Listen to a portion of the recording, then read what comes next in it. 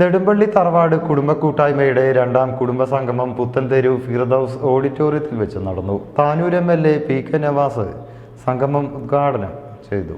നമുക്ക് എല്ലാവർക്കും അറിയാം, ഒരു കുടുംബം എന്ന് പറഞ്ഞാൽ അതൊരു സ്ഥാപനമാണ്, ഒരു ഇൻസ്റ്റിറ്റ്യൂഷനാണ്, അതൊരു സ്ഥാപനമാണ്. സ്കൂളുകൾ പോലെ മദ്രസകൾ പോലെ കുടുംബം ഒരു സ്ഥാപനമാണ്.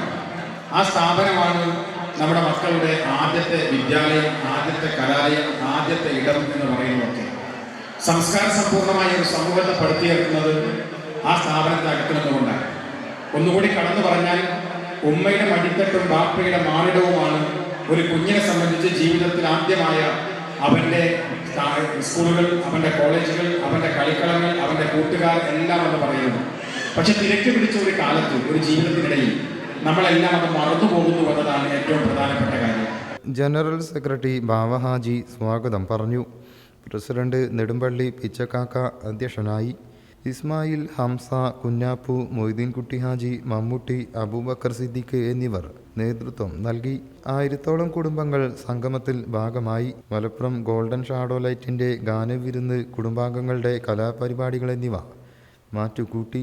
റഷീദ്, ബാവ, അഷ്റഫ്, സൂപ്പി, മുഹമ്മദ് ഹനീഫ, ഖാലിദ്, ബഷീർ മോൻ, മൊയ്തീൻ പടപ്പറമ്പ്, ഇസ്മായിൽ ഹാജി, മൊയ്തീൻ എന്നിവർ ആശംസ നേർന്നു. News bureau, Tirur. നമ്മുടെ കുബൂസ്, അത് നമ്മുടെ ഗൾഫിൽ കിട്ടുണ്ടായിരുന്ന കുബൂസില്ലേ, നിനക്കിഷ്ടപ്പെട്ട ആ കുബൂസ്.